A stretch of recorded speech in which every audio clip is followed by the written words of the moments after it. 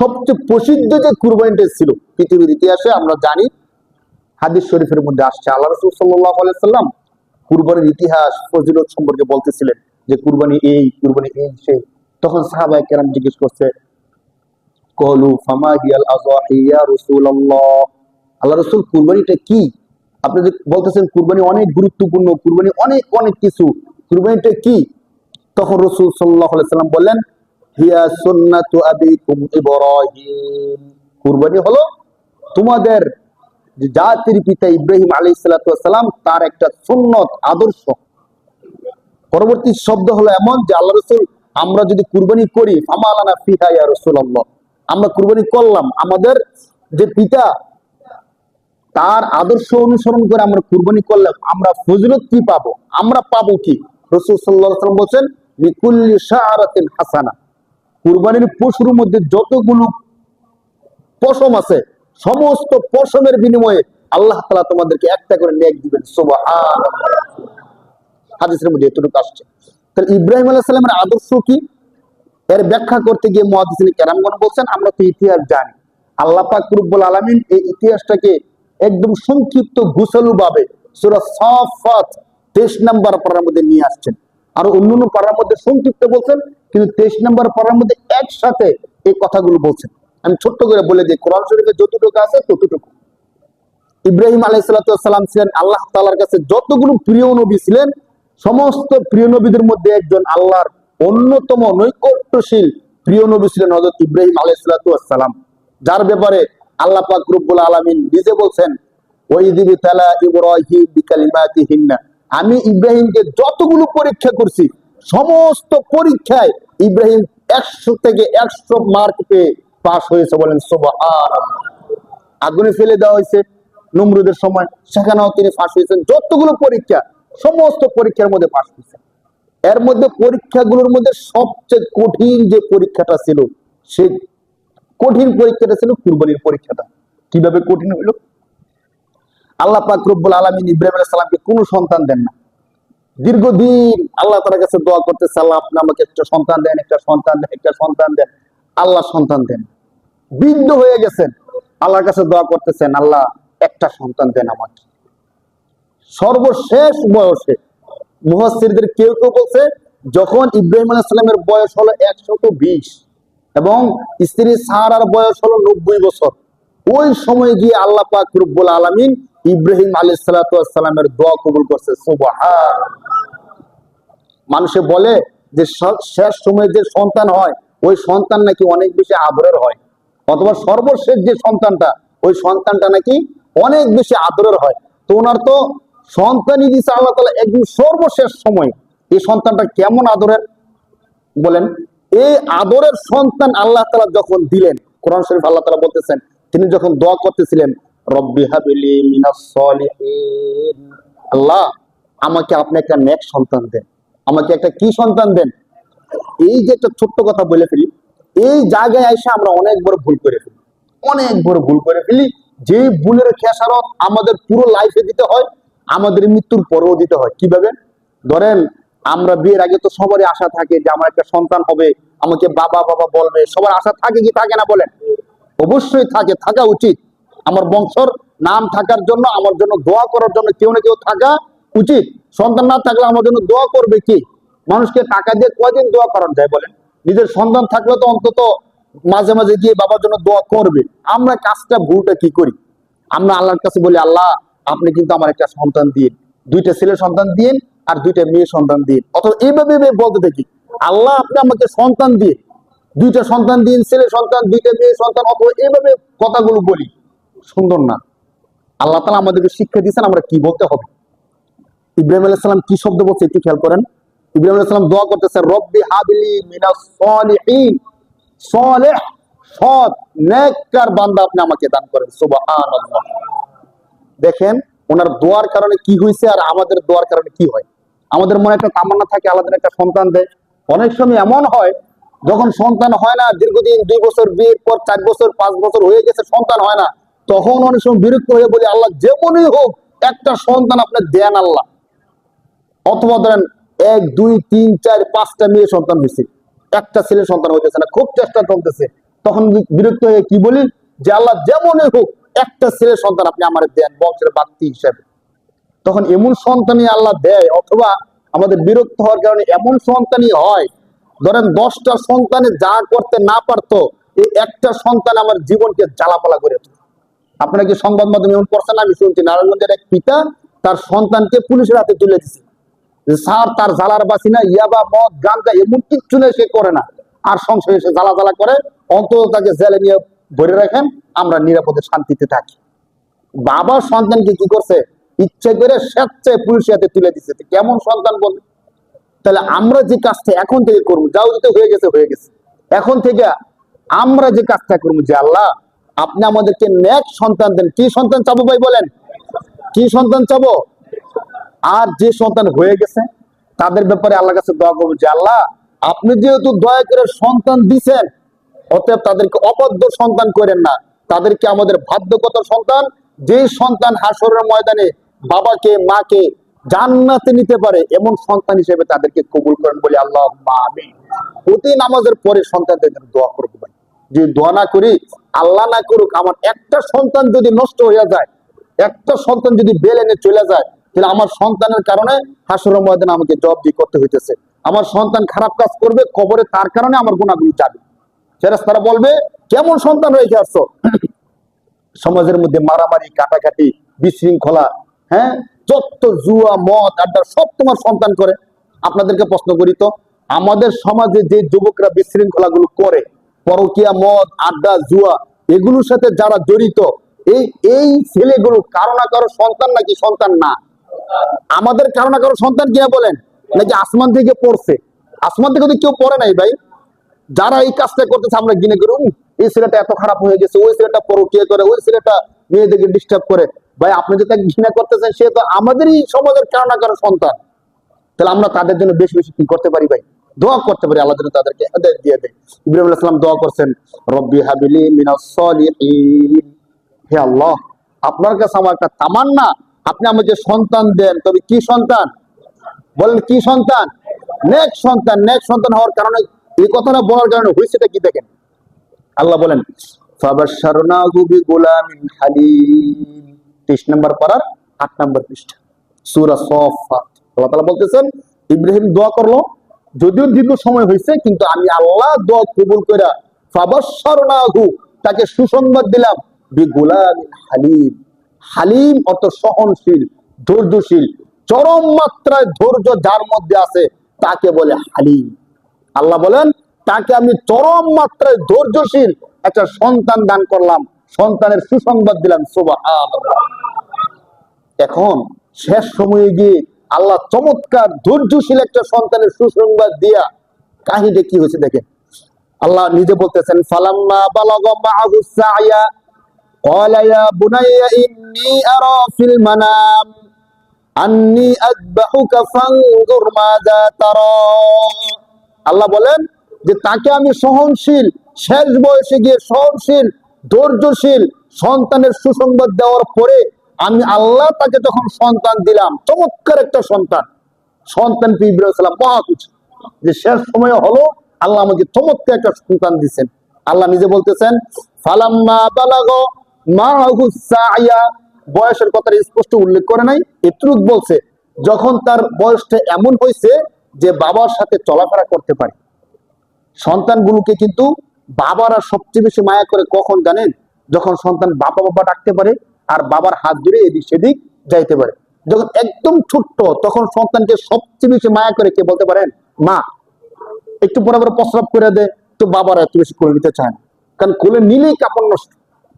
তখন মা কিন্তু আবার রাগ করে না, মা তাকে সবচেয়ে বেশি তখন আদর করে যত্ন করে মার কাছাকাছি রাখে।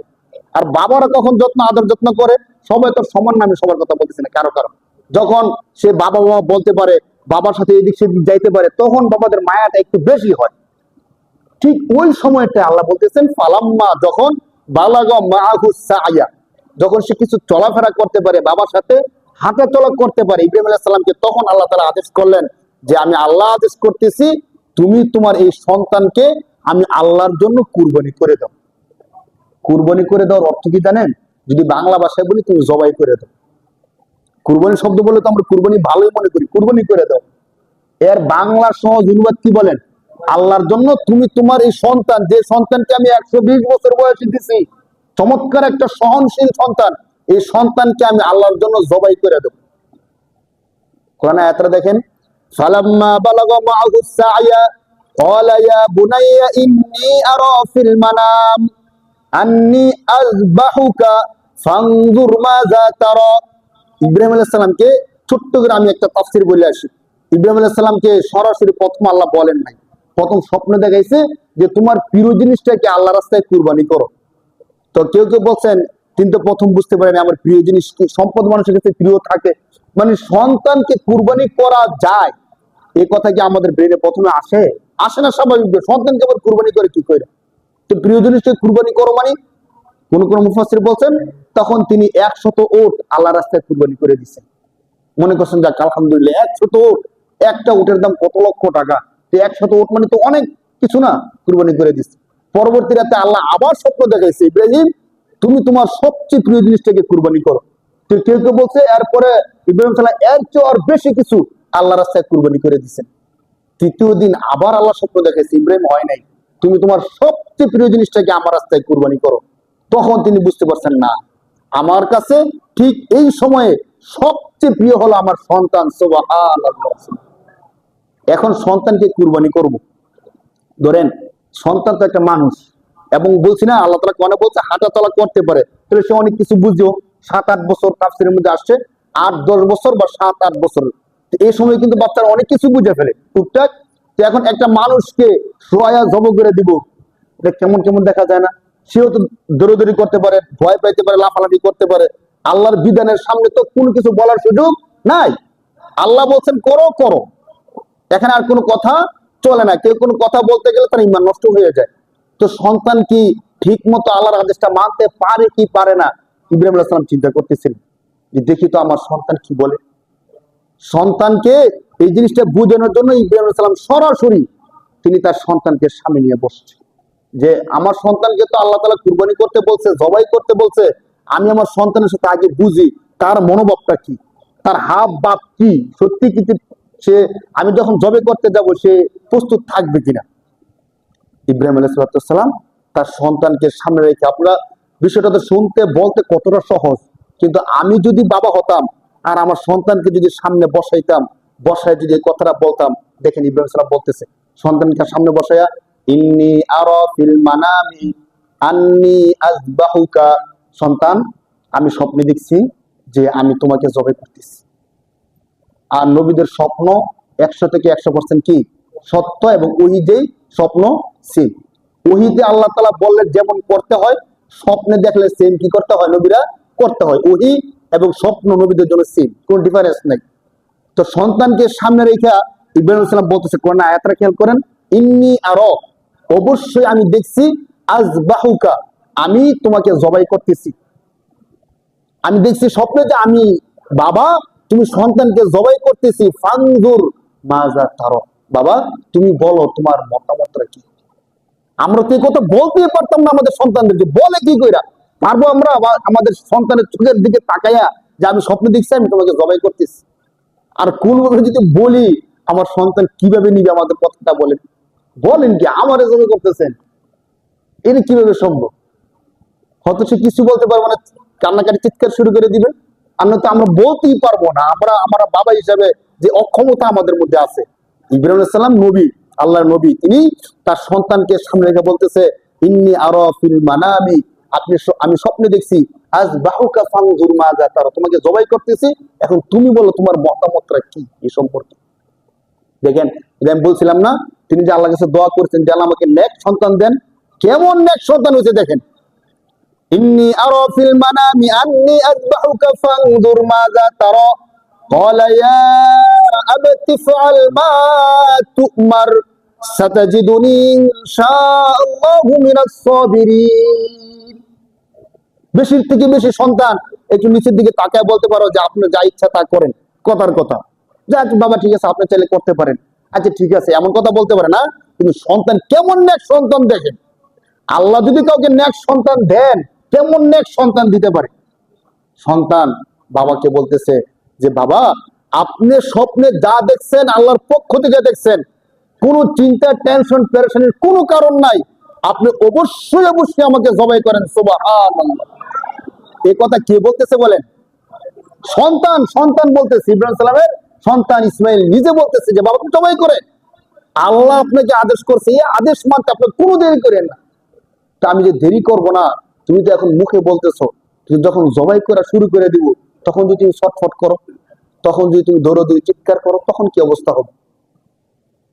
সন্তান বাবা এ কথা বলা ছাড়া, ইব্রাহিম সালাম যে কথা বলে নাই, আমি নিজে বলতেছি আর কি, কিন্তু ইব্রাহিম বলে নাই যে এখন তো মুখে বলতেছো, পরে জবাই করার সময় যদি কান্নাকাটি করো, চিল্লা ফাল্লা করো, তখন কি করব? এ কথা ইব্রাহিম সালাম বলতে হয় নাই, সন্তান নিজ থেকে বলতেছে সাতাজিদুনি ইনশাআল্লাহু মিনাস সাবিরিন। বাবা আপনি আমাকে নিয়ে চিন্তা করেন না, আপনি যখন জবে করা শুরু করে দিবেন, আপনি আমাকে সবচেয়ে ধৈর্যশীল হিসেবে পাবেন। সুবহানাল্লাহ। আল্লাহ চাহে তো ইনশাআল্লাহ, আল্লাহ চাহে তো আপনি আমাকে কি পাবেন? ধৈর্যশীল পাবেন। আমি চিল্লা পাল্লা করবো না, দৌড়াদৌড়ি করবো না, কান্নাকাটি কিচ্ছু করবো না। চিন্তা করেন, বাবাকে সন্তান বলতেছে সাতাজিদুনি ইনশাআল্লাহু মিনাস সাবিরিন। সংক্ষিপ্ত ঘটনা আল্লাহ নিজে বলতেছেন ফালাম্মা আসলামা ওয়া তাল্লাহু লিল জাবিন। যখন তারা বাবা এবং ছেলে দুইজনই জবে করার জন্য এবং জবে হওয়ার জন্য প্রস্তুত হয়ে গেল, জবের স্থানে নিয়ে গেল, শোয়াই দিল। প্রথম মুখের দিকে উপর করে শোয়াইছিল, কিন্তু পরবর্তী বলছে যে আপনি যদি এভাবে শোয়ান, তাহলে আপনি আমার চেহারার দিকে তাকাইবেন, আমি আপনার চেহারার দিকে তাকাবো, তখন মায়া হয়ে যেতে পারে, আপনি জবে নাও করতে পারেন। আপনি আমাকে এমন ভাবে শোয়ান যেন আমার চেহারা আপনার দিকে না থাকে। তখন উলট করে শোয়াইছে। ফালাম্মা আসলামা ওয়া তাল্লাহু লিল জাবিন। যখন ইব্রাহিম আলাইহিস সালাম গলার মধ্যে ছুরি চালাই দিছেন, তাফসীরের মধ্যে আসছে একবার, দুইবার, তিনবার ছুরি চালাইছে, ছুরি কোনো কাজ না। তখন তিনি মনে করছিলেন ছুরির মধ্যে ধার কম। যখন অন্য কিছু কাটলো, দেখুন না ছুরির মধ্যে প্রচুর ধার দিয়ে আনছে, এরপরেও কাটে না।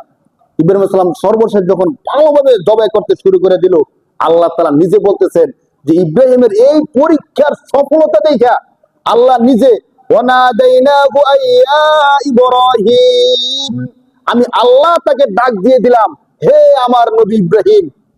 ওয়ানাদাইনাহু আইয়া ইব্রাহিম কদ সাদ্দাকাতার রুইয়া ইন্না কাযালিকা নাজিল মুহসিনিন। ইব্রাহিম, আমি তোমাকে মূলত সন্তান জবে করার জন্য বলি নাই, সন্তান জবে করবা কি করবা না, তোমাকে আমি পরীক্ষা করতে চাইছিলাম, আর এই পরীক্ষায় তুমি 100% সফল হয়েছো। সুবহানাল্লাহ।